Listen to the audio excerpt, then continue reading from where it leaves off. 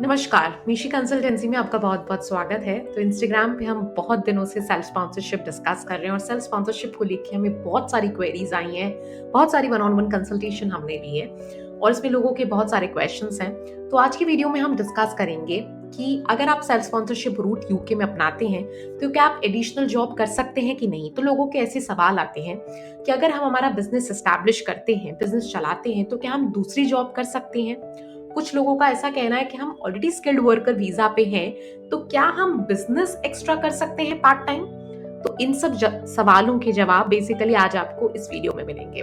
तो वीडियो को शुरू करने से पहले सबसे पहले सेल्फ स्पॉन्सरशिप रूट क्या है उसका एक क्विक रिकैप करने की कोशिश करते हैं। तो देखिए, सेल्फ स्पॉन्सरशिप की अगर हम बात करें तो सेल्फ स्पॉन्सरशिप वीजा जैसी तो कोई चीज नहीं है। सेल्फ स्पॉन्सरशिप हम इसे एक स्ट्रैटेजी कह सकते हैं, एक रूट कह सकते हैं कि जिसमें आप जो है स्किल्ड वर्कर वीजा के लिए अपने आप को एलिजिबल बनाते हैं। स्किल्ड वर्कर वीजा क्या है? स्किल्ड वर्कर वीजा आप उसको आसान भाषा में वर्क परमिट कह सकते हैं यूके का, जो आपको लीगली राइट देता है to work in the UK and to stay in the UK.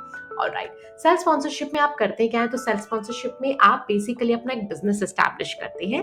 Business establish करने के बाद जो है आप एक जॉब रोल उस पे डिफाइन करते हैं, उस जॉब पे काम करते हैं और फिर आप अपने आप को ही वर्क परमिट देते हैं। पर ये वर्क परमिट ऐसी आसानी से नहीं मिल जाता, उसकी पूरी प्रोसेस है। तो आपको उसके लिए एलिजिबल बनना होता है।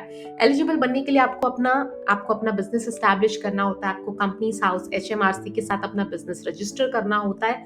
रजिस्टर करने के बाद आपको स्पॉन्सर लाइसेंस के लिए अप्लाई करना होता है। स्पॉन्सर लाइसेंस बेसिकली आपको राइट देता है कि आप अपने आप को वर्क परमिट दे सके। और अगर आप किसी ओवरसीज वर्कर, किसी और एम्प्लॉय को भी जो ओवरसीज वर्कर है उसको हायर करना चाहे, तो उसको भी स्पॉन्सर करने का राइट स्पॉन्सर लाइसेंस आपको देता है। तो आपके पास स्पॉन्सर लाइसेंस आ जाता है, फिर आप अपने आप को कॉस वर्क परमिट हम कह सकते हैं, सर्टिफिकेट ऑफ स्पॉन्सरशिप जो है आप अपने आप को इशू करते हैं और फिर वो सर्टिफिकेट ऑफ स्पॉन्सरशिप के बेसिस पे आप स्किल्ड वर्कर वीजा के लिए अप्लाई करते हैं, जो 5 साल के लिए आपको ग्रांट किया जाता है, जिसमें आप लीगली यूके में काम कर सकते हैं, रह सकते हैं और आपके dependents that mean spouse and children under 18 भी आपको ज्वाइन कर सकते हैं। ठीक है, तो ये तो है सेल्फ स्पॉन्सरशिप रूट।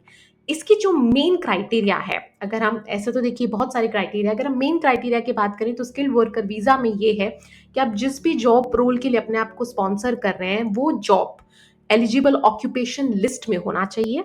ओके, और उस ऑक्यूपेशन की जो सैलरी है, मिनिमम सैलरी थ्रेशोल्ड है, वो सैलरी आपको फुलफिल करनी होगी। मतलब इतनी सैलरी आपको अपने आप को जो है देनी होगी, पे करनी होगी, तभी जो है आप इस रूट के लिए एलिजिबल होते हैं। ठीक है, तो ये तो मैंने सेल्फ स्पॉन्सरशिप का ब्रीफ दिया। अब हम समझते हैं कि आप एडिशनल जॉब कर सकते हैं कि नहीं।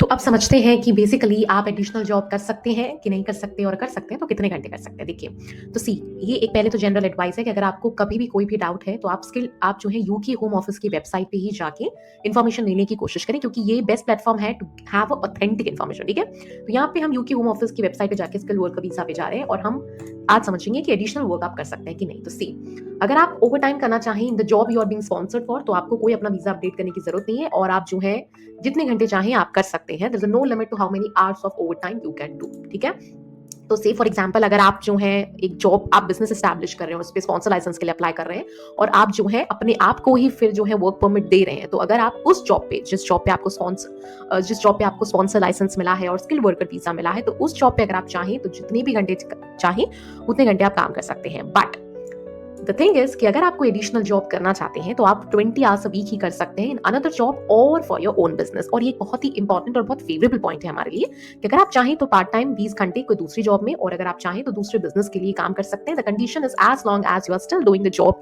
You are being sponsored for. तो जो जिस के बेसिस पे आपको स्पॉन्सरशिप मिली और स्किल वर्कर वीजा मिला है, जिस जॉब की बेसिस पे, वो जॉब अगर आप कर रहे हैं कंटिन्यू, तो आप 20 घंटे किसी दूसरी जॉब या अपने बिजनेस के लिए काम कर सकते हैं। पर आप ये जो एडिशनल जॉब कर रहे हैं, ये जो सप्लीमेंट्री एम्प्लॉयमेंट कर रहे हैं, बस वो जो है एलिजिबल ऑक्यूपेशन कोड में होना चाहिए। ठीक है, तो ये तो बात हो गई कि आप कर सकते हैं कि नहीं। तो yes, you can do 20 hours a week, but वो जॉब जो है एलिजिबल ऑक्यूपेशन कोड में होना चाहिए, और अगर आप चाहें तो अपने बिजनेस के लिए भी पार्ट टाइम काम कर सकते हैं। ठीक है, तो ये तो हमने बात करी स्किल वर्कर वीजा की।